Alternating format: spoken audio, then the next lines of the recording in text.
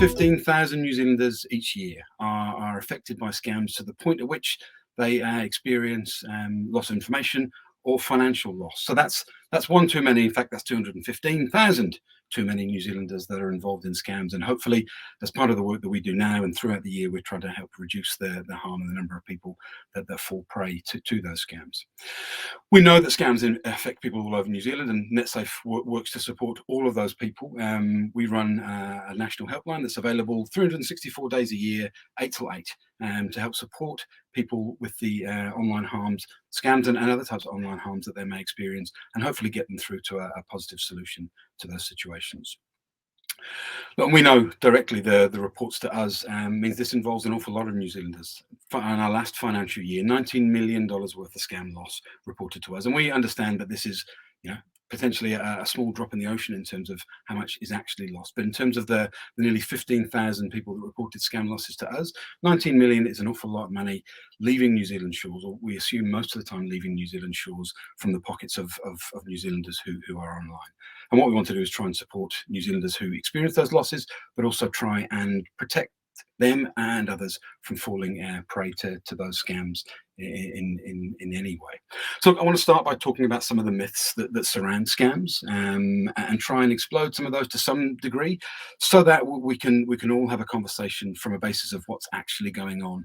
I'm then going to try and talk to you about some of what we see as the more common scams, and talk to you about some of the things that you can do to support yourselves and others in terms of what those scams are, or what you do if you should fall prey to one of them. The first one is that all scams are eternal, that scams have been around. The same scams exist and have been existing for all time. There are many scam types that we have seen for a long time. Some of the earlier scams that many of you will be familiar with, what we call advanced fee fraud. Some of you will recognize them from foreign, often Nigerian was where they first saw the advanced fee or fake fee scam. And those scams, themselves have predated telephones. I myself remember receiving the first one of those in the UK by fax. That'll give you some idea of the date of it. So it's not really just about scams online. Some of those scam mechanisms have been around a long time. But those scams have a habit of metamorphosing, of changing, of adapting with the times. And some of those scam mechanisms that we see, while they may be persistent, they may be eternal, the scam, the skin that's draped over the bones of that scam will often change. There's one really specific example that we often think of here at Netsafe. A few years ago, we started to see a rise of what we have termed and others have termed the fake sextortion scam, a hoax email that many people in New Zealand have received over the years, that pertains to be information about you, sometimes may reference an email address that you had or a password that you've had in the past, and says that they filmed you on adult sites, porn sites, and they're going to release that information to your friends and family. Now, we know that those scams have existed for a long time in their current form, but we're also aware that those scams years and years ago existed with another story, same mechanism, but the story then was that a hacker group had found that a hitman was acting on instruction from somebody, and they were coming to get you to carry out that hit on you. So we know that mechanism has worked. Now, we know that people probably receiving a hitman scam today probably think that's so fantastic, so unreal that it's not something they should worry about. But perhaps, as we know, we see that this other type of scam, which as I said, I'll talk to you about later, this extortion scam, is probably slightly more convincing. Yes, a lot of these scams have been around for a long time, but they have a habit of changing the way that they appear and the way they look, and that's part of the success of them. The second myth is this idea that surely if we just had a list of every scam that was available, that in some way we could teach everybody about those, and then that way people would protect themselves. Unfortunately, it's not quite as simple as that. And again, part of that reason is that the very nature of scams, in order for them to be successful, staying as they are, having the same format from day to day, reduces the efficacy or the value of that scam to the scammers. With more time that's there, with more awareness of the scam in its current form, it becomes less and less successful. A good example of this, we know that there were scams that came to New Zealand a number of years ago that referenced accounts at Amazon, that reference information about your account at Amazon, some risk or some potential need to interact with Amazon, at a time when not a lot of people in New Zealand had Amazon accounts. And so the scams were less successful or less believable, but very quickly those scams metamorphosed, that they changed the brand that was behind them. They added Visa, MasterCard, other brands that New Zealanders were more familiar with, and then they became an awful lot more successful. So it's not simply a case of teaching everybody what the individual scams are, but more a case of making sure people are aware of what those mechanisms are, and that the idea that those stories could continually change. Another thing that we often come across when we talk to people is that the assumption that all scammers are based overseas, and it is an assumption that many people make, and it's not a bad assumption to some degree, but the truth is it's not quite the case. While the majority of scammers will base themselves in territories, certainly if they want to target New Zealanders where the laws are very different, where they feel they are less likely to be traced, or where they feel that New Zealand authorities, people who are the victims of these scams in New Zealand, are less likely to be able to enact local laws or get law enforcement or other agencies to act. That basing themselves overseas becomes a more useful tool if you are a scammer. That's not to say that all scams are based overseas. There are incidences of scams where people are impersonating overseas scams, but are based within New Zealand. There are scams that will involve businesses that represent themselves as being in New Zealand, or that will take over New Zealand businesses' online presence in order to perpetuate those scams. And we also know that there are times when New Zealanders themselves may be embroiled in scams, may be caught up in one scam as part of a process of another scam. So sometimes people may be convinced by a work from home scam that really is just setting themselves up as financial mules, and then as a mule they're used to move money around in another scam that actually then defrauds New Zealanders of money. So it's not quite a case of every scam is overseas, but it is largely about overseas operators acting on New Zealand individuals. And the last one, and possibly the most important one, is that somehow there is some kind of scam type. People often ask us who are the people that are most likely to be scammed by this particular scam, or what age group, what gender, what part of the country are people most likely to be scammed from. The truth is, what we see is a broad range, depending on the scam. That there's a broad range of people that potentially fall victim to the scam. Often people say that, how can people be silly enough or naive enough to fall for that scam? And I think that's a really difficult concept that we all wrestle with, because it's not actually about the naivety of an individual. Often the scams are so well designed that they may appeal to a particular type of person that's in a particular situation, and for the rest of us may have no appeal or no hook whatsoever. Take, for example, an employment scam. If you're happily employed, if you're not looking for work, then an employment-related scam is unlikely to appeal to you. If you've just lost a job, however, and we know during the periods of COVID and financial slowdowns that we've seen in the past, when people are suddenly finding themselves out of work, then suddenly that employment-related scam might suddenly become more appealing and something that people are prepared to take a greater risk of. There isn't really a type of person that gets scammed. There isn't really a type of person that will fall for a particular type of scam. Scams might appeal, scams might prey on a particular person, any particular person at any particular time in their life. Just to give you a quick rundown of what it is that Netsafe sees in types of scams. So there are lots of different types of scams, obviously. Some are more prevalent than others. Some in terms of numbers, and I'll talk about these in a little bit more detail in a second. Survey and price scams, phishing scams, online shopping. These are most reported to us, but not necessarily the greatest loss. That title nearly always goes to either romance or investment scams, giving us the highest loss and the highest average loss across a large number of people. One of the other things that people talk about in terms of scams is when we talk to people who have fallen victim to them, they often see them as being enormously personalized. They wonder how the scam itself could generate so much information about them to appeal so directly to them. And there are scams, admittedly, that may well be the result of a long-term gathering of information that could target an individual. But the majority of them they will range from either a kind of scattergun approach, so they'll send huge amounts of emails, texts, whatever the mechanism is, to massive numbers of people, and they hope that lots of people will respond. They may only make small gains from those particular scams, but they hope that the large number of victims will mean that the net result for the scammers is really high. So phishing scams, online shopping scams, or survey and price scams. Again, we'll talk about the scams themselves in a bit more detail. At the other end of that spectrum there are scams that will require a lot more investment from the scammers that may well involve the building of a long-term relationship directly between the scammers and the person that they're trying to defraud.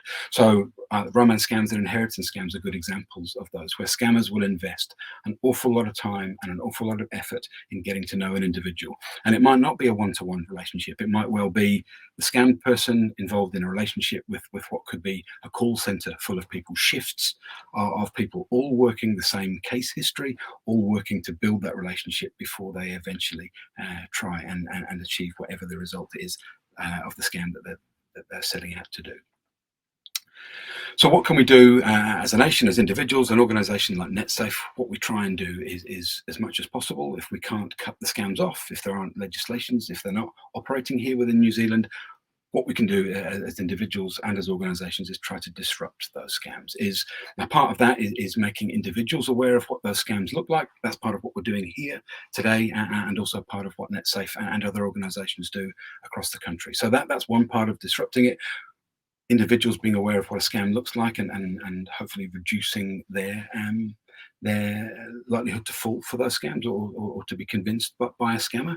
But it's also us and other agencies working together to ensure that whatever those mechanisms are, we can reduce those. So working with the telcos, should phone lines be used as a convincer to try and cut back on numbers that are being, or cut off numbers that are being used to scam. Working with platforms where scammers act in order to have their pages taken down. Working with domain registrants, that if a particular domain name is being used entirely to create a scam or create a mechanism for a scam, then working with those domain registrants to have those URLs removed from the internet.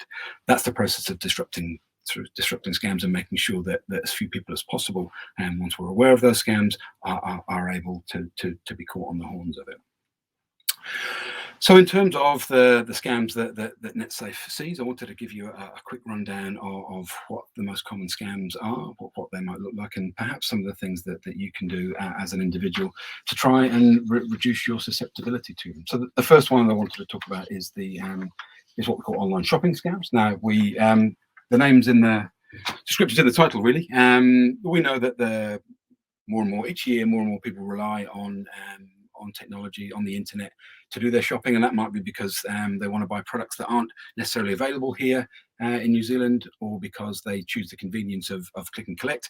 We certainly know that during the lockdowns of 2020, for some people, they were the only options in terms of getting hold of products. So some people may have shopped for the very first time using the internet in order to buy things as simple as their groceries. Now, if you're trading with people who are based in New Zealand, then there are obviously laws and legislations that help protect us from illegal transactions. That we have those protections here. Fair Trading Act, as an example, Consumer Guarantees Act. But if those traders are not necessarily in New Zealand, then those jurisdictions or those legislative powers don't necessarily support us as individuals. So a lot of them comes down to us. How do we protect ourselves, or what can we do if that scam hits us and it is coming from an overseas territory? So what are some of the things that we can do? Well, a lot of it is about our own awareness of who it is that we are trading with. So the first thing we can think about is who is this business that we have suddenly come across, or that we are now dealing with. Think about the name of the business and the goods that we're buying from them. Sounds like an obvious thing, but if a business says that it's in the business of supplying garage doors, and the offer has come to you to buy shoes, while the offer might sound fantastic, it's probably not really a particularly legitimate thing. And again, that can sound like a fantastic example to give, but we've seen numerous times where businesses may have lost control of their website. Perhaps it's an old domain name that they forgot to re-register and still exists, and somebody else grabs it. But that domain name can then be used to set up a New Zealand looking business, or to target their previous New Zealand customers with fake shopping, fraudulent scam transactions. So one of the things we have to do is, as individuals, is look at the content of what that website is, or what that domain purported to be, and look at the transaction that we're planning on doing with it. Garage doors, unlikely to sell shoes, probably not a place that you should be trading with. One of the most important things we can think about is what's the mechanism of payment that this shopping service or this particular service is asking us to look at. If a business is legitimate, then there are probably numerous legitimate and familiar payment mechanisms that we might want to use. That might be a credit card, it might be a bank transfer, it might be using an online escrow service like PayPal, or they may have a payment mechanism their own like TradeMe. If we use those mechanisms that we're familiar with, if we work within those mechanisms, the banking sector, the credit card system, then there are some protections for us as New Zealanders. We can go back, should a transaction be fraudulent, talk to our bank, talk to our credit card issuers, talk to the platforms about the possibility when we are aware that we have been scammed. Perhaps we can get what banks refer to as a chargeback. There may be a way of getting some of that money back. If a scammer convinces you to move away from those platforms, if it starts to talk about buying gift cards as a method of payment, or if it starts to ask you to get into a wire transfer situation, leave the platform, take cash somewhere and transfer that money to somebody else, then you lose some of those protections and you put yourself in a position that you may reduce your ability to recover from scam should it be a scam situation that you found yourself in. One of the other things that we advise people to do is try and independently check the source of where it is that you're purchasing it. If the website that you're trading with has a phone number, that's a good sign. If it's a New Zealand phone number, it's an even better sign. But don't take necessarily the number that's been given to you as the best way to check whether or not the scam is real. Often scammers may put a number forward that's a number that leads to them. You ring them, you're going to get convinced by them that what you're doing is legitimate. Look it up publicly, find the name of the business, find another way to get hold of the number, check to make sure the number is the same, call the business, make sure it is who you think you're dealing with. But there won't be any reputable business in New Zealand that wouldn't mind you ringing to check just before you make that transaction, just before you hit the pay button, to make sure that it genuinely is them that you're dealing with. The next type of scam that I want to talk to you about is the idea of a fake prize and promotion scam. So these are often notifications by text or by email that tell you that there is a brand, often a brand that you'll be highly familiar with, that is organizing some kind of promotional competition and that you can either enter or maybe even that you have already won. And what they're then looking for is you to provide them with some information, some details about who you are, or perhaps even some payment in order to receive the prize itself. They commonly use brands that you are familiar with, and they do that so that you are convinced that the promotion is real, and that you're keen to carry on with it. There are rules in New Zealand about competitions and prizes. One thing to bear in mind for any of us is that you don't win competitions that you didn't enter in the first place. If someone tells you you've won something, it's unlikely to be real. If they're asking you for money in order to claim a prize, even if it's a small amount of money, 99-cent transaction, which can seem like a nominal amount, and obviously really well worth it if the alternative is that you're about to win a phone, then people can feel that that's a really low risk kind of approach to take. The truth is, these are mechanisms to gather from you information about you or your credit card number. We often see prize and promotion scams where that small purchase one day, or that small amount of money just to claim your prize, one day can turn into a subscription service 3 days later that can take from $1 to hundreds of dollars, and start doing that regularly until you try and cancel the subscription, and you find you have no method or mechanism to actually cancel the subscription. So you're locked into repeated purchase that you don't want, meaning that the only option open to you then is to cancel the card or the account to which the money is being taken from. Like I say, trustworthy brands are used as convincers, and we've seen a whole range of brands that are used to convince people in these scams. If you are approached with one of these things, a prize or a survey from a company that's offering you something in return for that survey, contact the company independently of the mechanisms that you've been given. Don't trust the mechanisms that you've got. Check with them. Again, there's no reputable brand that's running a marketing survey that wouldn't be happy to confirm that is or isn't them that's contacted you as part of their normal and legal promotional activity. Next one I want to talk about, what we call scam calls, can be from a variety of different brands, a variety of different approaches. Some that we see quite commonly, and many New Zealanders will be familiar with, are the PC doctor scams. So these are mechanism. This would be generally where a individual contacts you, often by phone, but could be by other mechanisms, to say that they have detected something going wrong with your computer, that maybe you have a virus on your computer, or that your computer is doing something untoward. Sometimes even suggesting that the activity on your computer is in some way illegal, and that they are here to help you fix it. Now, the scammers will say that they are trying to fix your computer. But occasionally they may even claim to be people who have hacked into your computer and are able to feed it, or able to find out things about your computer that you don't want other people to know. But generally, that mechanism of saying you've got something wrong with your computer and they can fix it, they will charge you an amount of money, and then on the good end of the scale, they're charging you money and doing nothing. On the more damaging end of the scale, they're getting remote access to your computer. They're fishing around inside your computer, looking for personal information about you, things that can help to identify you, or things they can use to build an identity to impersonate you later on. Either way, these are difficult and problematic scenarios if you give people access to your computer. There aren't any legitimate services that offer this. There isn't anybody scanning your activity legitimately, and telling you that you have a virus, although it may seem like a great scheme.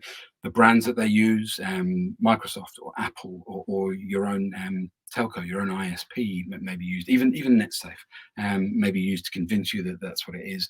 These things aren't happening. These are not genuine contacts, and any money that you pay, you're giving somebody money for absolutely nothing. We have also seen similar mechanisms where people might claim to be from the IRD, and they might be ringing to say that they have information about your recent tax claims. They may even say that they have information that they have arrest warrants on you. These calls are not genuine. This is not how the mechanism of New Zealand government and New Zealand government agencies work. These are scam calls. They're used to frighten and convince you, get your money, get your information. So scam emails, the next category I want to talk to you about, phishing emails. Emails basically that will often try and convince you that they know something about you. They have some specific information on you. What they're looking to do is get you to follow a process that they lay out in that email. That would be the kind of the factor that's common to all of these things. They're fishing after your information. They're looking to gather more information out of you.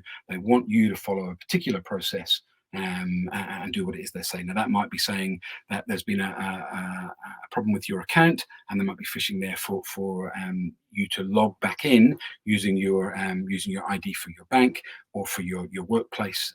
They might be looking for you to log into your bank account. All of these things, that they may be using some information, some publicly available information that they found, and then using you to follow a process or procedure that's different from the normal, that fits with their ability. And what they're then trying to do is garner money or more information from you.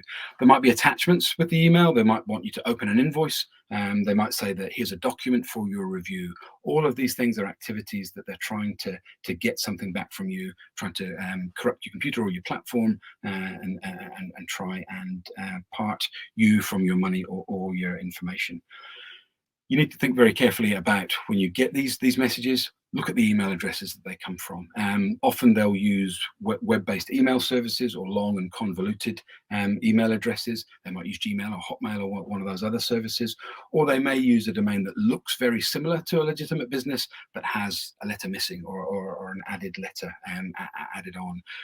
If the address looks untoward, if it looks like it's not the kind of thing that your bank or the IRD or any part of the government might contact you with, then it's unlikely to be from them.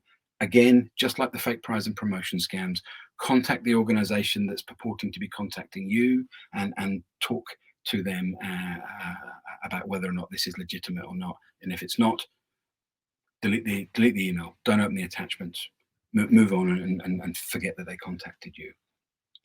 A particularly difficult form of this, or and I mentioned this at the beginning of the webinar, is the fake sextortion email. So many people across New Zealand have received an email over the last few years that say that they have some information about you. The email may even contain an old password that you might have used, the email address that they've contacted you on, and they will say that they have used that detail, that combination of information, to hack into your computer, and that they have been watching you for a period of time.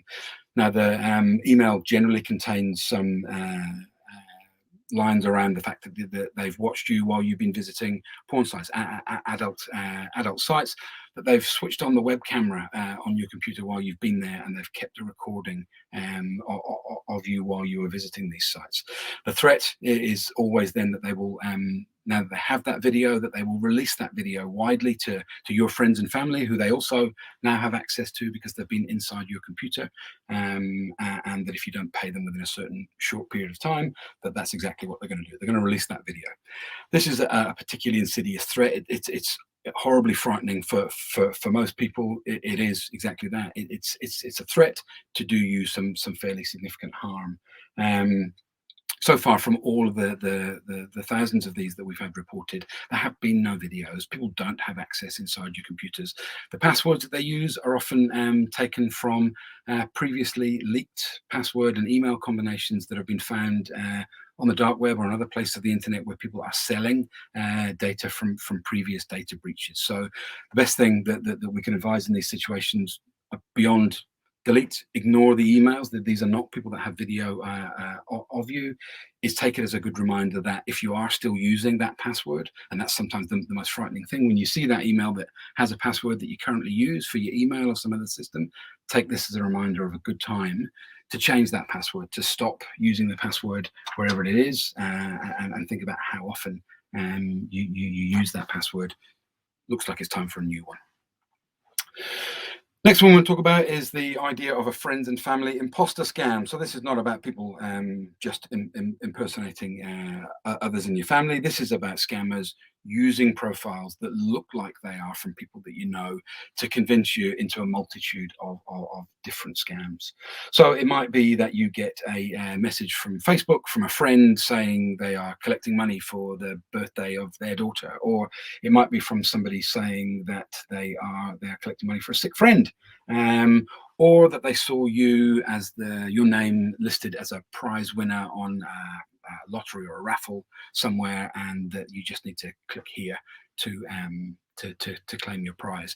So they're a cover for a multitude of different scams, and generally what they're doing is they're collecting information that may have come from another scam or that's publicly accessible, and they're building profiles online of other people in order to convince you, because quite rightly they know that if you get a message from someone that you've never heard of, you're much less likely to act on what's in there than you would be if that message came from a close friend or a family member that you trust. Thing to do here in terms of what you should do if you receive one of these messages from a friend, doesn't mean that you're in some way compromised. Doesn't even mean that your friend is necessarily compromised on that platform. More likely is that somebody has set up another profile in their name. Reach out to that friend, let them know that what you've discovered, let them know about that message, and then hopefully they can contact the platform and have that fake or imposter profile taken down. It might be worth encouraging them to change their passwords, their security settings on their profiles, just in case the information that allowed them to be impersonated actually came from a weak password, a weak profile, or some information that had leaked out accidentally. Next type of scam I want to talk about is the investment scams, which, as I said at the start, are some of the scams that can lead to the single biggest losses, often the biggest average losses and the biggest individual losses. Those losses can sometimes figure in the 5 or 6 figure sums for individuals. And again, they are pretty much as they sound. They are people who purport to have an investment scam that can make somebody, generally from a very small investment, very rich very quickly. Now that investment could form all sorts of in all sorts of different ways. It might be shares, it might be some kind of bond system. Recently, obviously, the idea of investing in cryptocurrencies like bitcoins and others becomes a useful convincer. Generally, what people are trying to do is convince you to invest in a scheme that might look like it's a legitimate scheme and may even show you returns in the short term as you invest more and more money in them. But in essence, the scheme itself is an empty scam. It is no investment, and even if they can display to you amazing figures about how other people's returns are, or even show you dashboards of how your own how your own investment is increasing in value, the likelihood is that at the point at which you choose to try and reclaim some of that investment, to the point at which you try to withdraw the money from the investment scam, you'll find that all of those figures are nothing more than air and vapor, that there actually is no investment scheme, that the money that you sent in and the money that you've added to that scheme has gone nowhere but into a scammer's bank account. If you're unsure when you're approached by a thing, New Zealand has regulators about financial operators that can run investment scams. The Financial Markets Authority here in New Zealand is such a body. They regularly publish lists of scams that are impacting New Zealand investors, and they're a really good port of call should you be checking whether or not the investment opportunity that you've come across is genuine or not. Talk to the people around you, talk to your friends and family, talk to your bank, talk to Netsafe, talk to as many people as you can before committing to any investment scam. As I said, we see very large individual losses as part of these scams. It's worth doing that extra bit of due diligence just to make sure that you're not being conned into, defrauded out of your hard-earned money into a scam that's going to bring you absolutely nothing in return. The last of the scam types I want to run through is the romance scam. And again, as I said at the start, these are scams that bring some of the greatest losses, or that we see some of the greatest losses reported to us.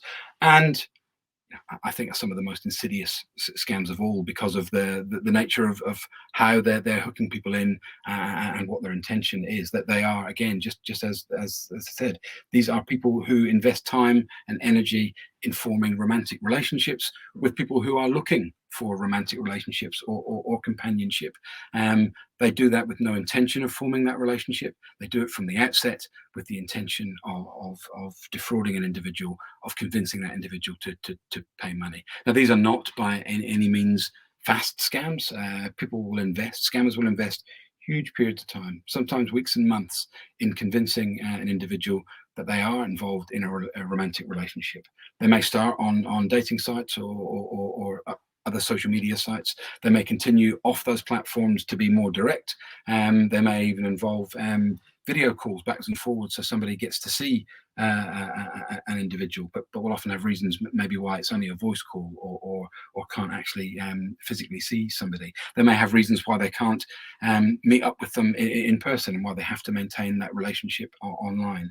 Months and months can go by where the person who's embroiled in that scam believes that they are involved in a romantic relationship, and actually what they're, without their knowledge, what they're waiting for is that relationship to actually turn and the real kind of outcome for the scammer to be revealed. And that's what will happen. At some point, that relationship will switch. It won't be a romantic relationship. There'll be a complication to that relationship, that the person that you thought you're in a relationship with suddenly has an emergency, a dire need. They've been arrested, perhaps. They need to buy their way out of a jail in a corrupt country. A member of their family is sick and requires an operation that can't be purchased in a local currency, and they require money from you. Perhaps even that they've found a really great investment scheme that they're involved in, and they want you to invest along with them, so that you can build a financial life together along with the romantic life that you've already done. It's a terrible thing when these things happen to people. It's a terrible realization when suddenly that the nature of that relationship reveals itself, and people begin to think, perhaps this isn't a romantic relationship after all. Perhaps this is just a scam. It may not be that quick. The money side of things may come slowly and subtly. But when a person does eventually realize that they have been scammed as part of a romantic relationship, The shame and embarrassment can be huge. The sickening feeling that people often describe to us when they finally realize what was going on can be overwhelming. This is a particularly hurtful and damaging form of scam, and as I said before, can often lead to very large amounts of money lost. Our advice is to try, when people talk to us, when they have queries about whether it was, is to try and stay on the kind of platforms where they met people for as long as they can, to try and keep off the broad range and the kind of wider range of platforms that perhaps people are encouraging them into, somewhere that you might be able to provide protection from yourself. When you do realize that someone is asking you for money, if they are and you think they could be legitimate, again, as with other scams, try and stay within the mechanisms of legitimate payment, using banking systems. Don't wire money. Money sent by wire transfer is effectively cash sent into the ether and very hard to trace. It's like I say, very difficult when people realize that they have been caught in these scams.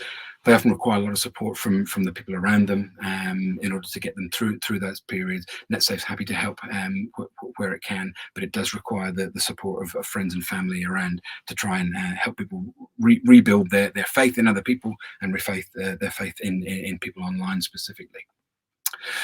So what is it that we can do as individuals if we or people that we know are caught up or embroiled in these scams? That there are certain key things to watch for, key things that we can encourage individuals or those around them to do. The first thing that we say with many people, either who are caught in scams or feel that they're about to be, is take some time to talk to other people.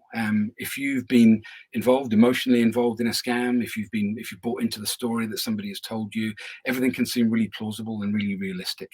But share that story before you invest, before you commit, before you send money. Share that same story with someone who hasn't spent the time, a friend, a family member, another agency like ourselves. Talk to them about that story. See if it seems as plausible to them.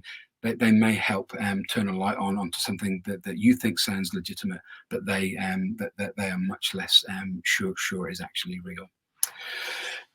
Be very cautious when individuals put undue time pressure on you to complete a deal, to participate in a scheme, to be part of a transaction. Those time pressures are things that scammers use in order to convince people to make a decision now, to take action now, because they know that if you do that, if you make someone fear a loss immediately, they're less likely to do that due diligence. They're less likely to take the action that might help them uncover a hole or a problem with the particular scheme that might allow them to reveal that it is in fact a scam.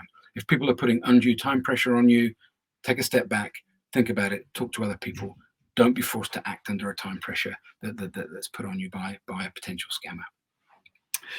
Mentioned it a few times in a couple of those scams. A warning sign often is when scammers will try and make you move out of a platform, when they try and get you to leave the confines of a service or a system that where you've maybe come across them for the first time, where you feel that you registered in the first place because you thought it was a safe platform to do whatever, be that trading, be that meeting people in a romantic context. When people try and move you out of these platforms, when they say that for some reason, long convoluted reason, they can't carry on participating here, but they want to move you to an encrypted messaging service or some other platform that you're not familiar with, these should act as warning signs. Think very carefully about the reasons behind that move or that need to move, and think very carefully about whether or not you want to move that relationship, be it romantic or financial, from the platform that you chose as somewhere that you are comfortable into something that they are choosing that is more comfortable for them. And also be wary of when people start to try and make you pay for things by mechanisms that you find uncomfortable or unusual. So we sometimes see reports of people where trades or transactions are being asked for using store cards or loyalty cards or some other kind of mechanism that can be purchased from one place and then sent to another. These and that can be as simple as asking, rather than a store card or a disposable credit card, could be also the idea of wire transfer. When someone is asking you to participate in a payment mechanism that you don't really understand or that you're not comfortable with, then it's probably a good warning sign that it's not the kind of transaction that you want to participate in. Push back on them. If it is really legitimate, then hopefully they'll have an alternative that you're more comfortable with. If they don't, and you're really not comfortable doing what they're doing, then maybe it's a good time to back out of that transaction. There are lots of things that you can do. Hopefully, you've picked up some of the things from what I've been saying, but there are ways and means that you can help increase your knowledge of what's going on. Netsafe will publish alerts from time to time. We have tips on our website to help support you in finding, recognizing, and avoiding falling foul of scams. We encourage people to go to the website at www.netsafe.org.nz and look at the information that we provide. If you do find yourself as part of a scam, then we encourage you to report it to us. It's not always that we may be able to resolve. We may not be able to get your money back immediately, but we can certainly provide advice and guidance on what the best possible mechanism is to recover from that, to minimize the harm, to look and try and work out with you what information that may have leaked out as part of that scam transaction, and try and help you to regain control of your online presences, of your financial situation, and point you in the right direction for other organizations that may be able to assist. But the most important thing, when you're unsure, as with so many things online, please don't be afraid to ask.